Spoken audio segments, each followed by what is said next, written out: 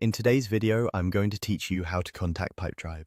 By the end, you'll know exactly how to start a live chat with the support team right from your account, so you can get quick, reliable help without leaving your workspace. Begin on your Pipedrive homepage.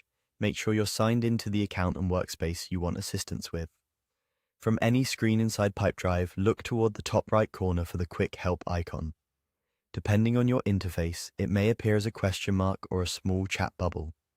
Click that icon to open the help panel.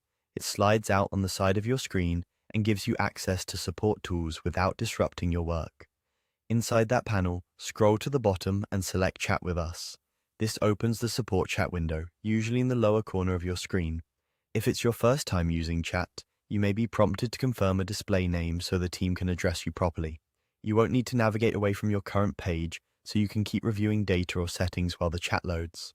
Now, type your question. Be clear and specific. Describe what you're trying to accomplish, what you expected to happen, and what actually occurred. Include helpful context like the feature you're working with, such as deals, pipelines, activities, or reports, the browser you're using, and any error messages you see. If you can reproduce the issue consistently, list the steps briefly in order. The clearer your first message is, the faster you'll receive a precise solution. While you wait for a response, keep the browser tab open. Closing it can end the session. If the team shares a help article, you can open it in a new tab without losing the conversation. Add any follow-up details in the same thread so everything stays in one place. And remember, never share passwords, full payment information, or other sensitive personal data in the chat.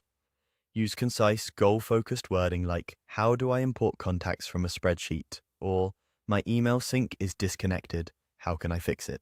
If your question touches on billing or plan limits, reference the plan name shown in your account settings instead of sharing private billing details. Once you receive guidance, try the suggested steps while the agent is still present. If anything isn't clear, ask for a quick recap you can save.